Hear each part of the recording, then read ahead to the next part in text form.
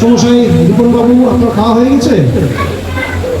Ripon sir আমাদের দাদুর আপন বোন, বিনতি বা বিনতি, ওনার বংশধর এই উজ্জ্বলদা, দাদুর আপন বোন। এবং আমার সৌভাগ্য যে ওনার এক জীবিত সন্তানকে আমি দেখবার সুযোগ পেয়েছি বেশ কয়েকবার, এবং আমি ধন্যবাদ দিব ঈশ্বরকে।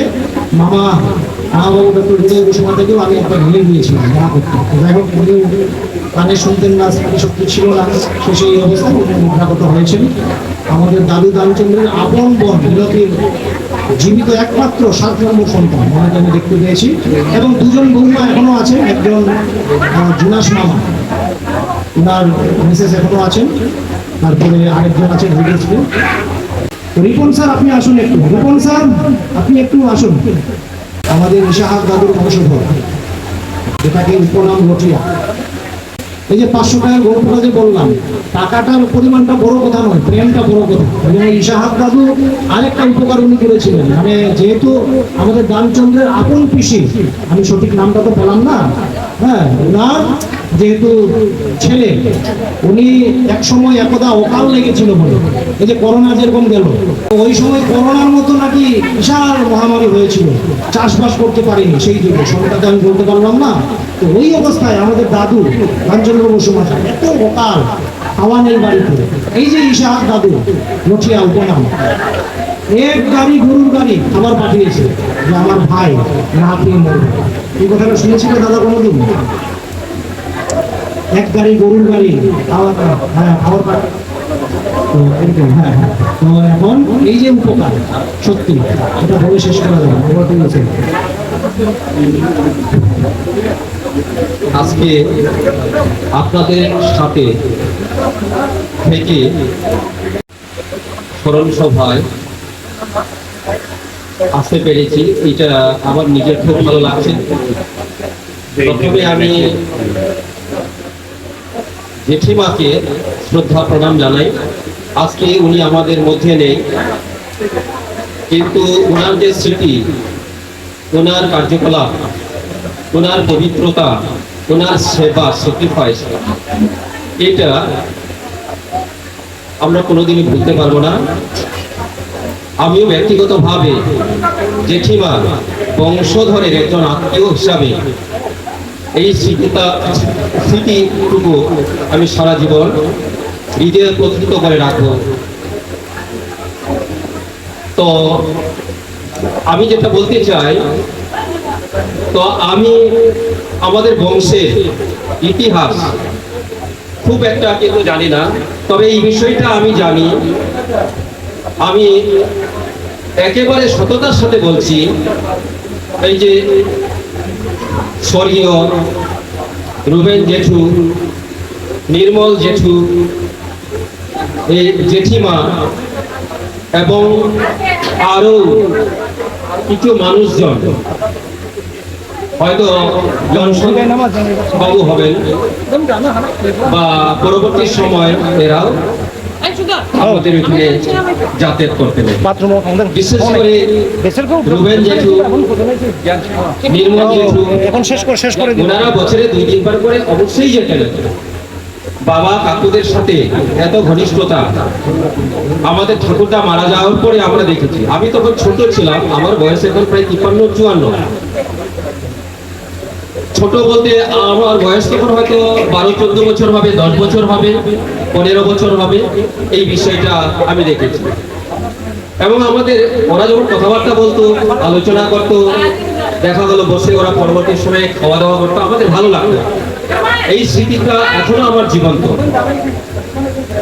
যাই হোক, আমাদের আত্মীয় স্বজন এই বিষয়গুলো একটু স্মৃতিচারণা করতেন। নাই আমাদের আত্মীয় এ জেঠু হয়, অমুক হয় ইত্যাদি।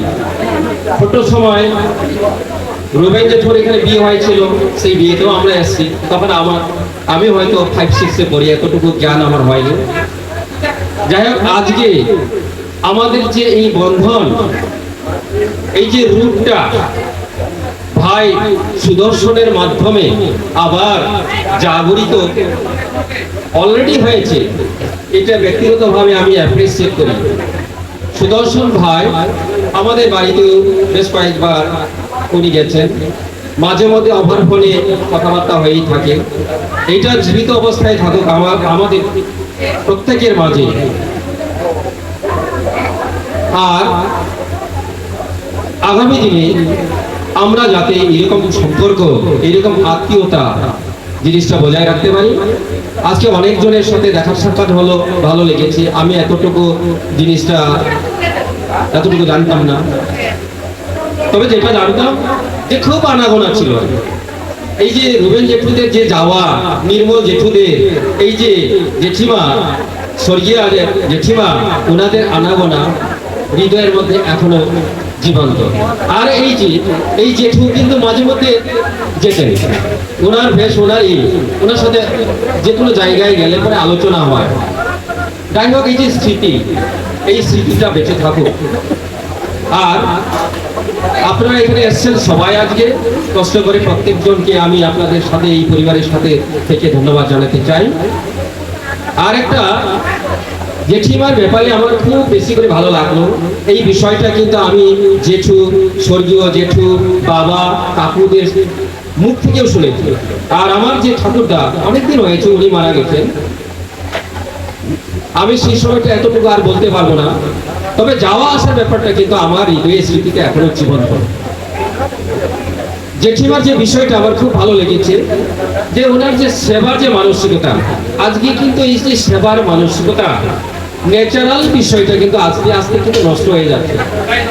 এই জিনিসটা আমাদের খ্রিস্টীয় জীবনে, মানব জীবনে যেটা খুবই দরকার। কারণ আজকে আমরা কিন্তু নিউক্লিয়ার ফ্যামিলি বা বিভিন্ন দিকে ধাবিত হতে হতে আমাদের যে আসল রুটটা, আসল যে ন্যাচারাল জিনিসটা, যেটা আমাদের জীবনের সাথে থাকা দরকার, আজকের দিনে একটা খুব প্রয়োজন, এটা কিন্তু আস্তে আস্তে নষ্ট হয়ে যাচ্ছে। আমরা এখন অনেকের সাথে সময় দিতে পারি না, আত্মীয়তার বন্ধন কিন্তু আমরা অনেক সময় ভুলে গেছি। তো এই বিষয়টা যেটা হয়তো কাঙ্ক্ষিত নয়, যাই হোক, এই পরিবারের যে সন্তান, ঈশ্বর প্রদত্ত, আশীর্বাদ প্রদত্ত যে সন্তান, সুদর্শন ভাইয়ের মাধ্যমে আজকে এই বিষয়টা কিন্তু আলোচিত হলো। আজকে যে উনার যে ব্যবহার, উনার যে কার্যকলাপ, এটা আমাদের হৃদয়ে এই জিনিসটাই আজকে শিক্ষা দিচ্ছে, আমাদের হৃদয়ে এই জিনিসটা অনুধাবন করার জন্য আমাদের চেতনা দিচ্ছে যে না, আমাদের ন্যাচারাল যে বিষয়টা, রুটটা, এই রুটটাকে আমাদের ভুলে যাওয়াটা উচিত নয়। আতিথেয়তার সেবা এটা মহৎ জিনিস। আজকে আমরা এই বিষয়টা উপলব্ধি করতে পারলাম, শিখতে পারলাম। জেঠিমার মতো মা আগামী দিনে আমাদের এই জায়গায়, আমাদের দেশে, আমাদের রাজ্যে হাজারে হাজারে আরো জন্মগ্রহণ করুক, যাতে করে এই যে প্রেম, ভালোবাসা, সেটা জীবন্ত হয়ে থাকে, যে জিনিসটা আজকে আস্তে আস্তে হারিয়ে যাচ্ছে। আমি জেঠিমাকে সশ্রদ্ধ প্রণাম জানিয়ে, আপনাদের সকলকে প্রণাম জানিয়ে আমি আজকে স্মৃতিচারণা, ছোট্ট স্মৃতিচারণা এখানে সমাপ্ত করলাম। আপনাদের প্রত্যেকজনকে ধন্যবাদ।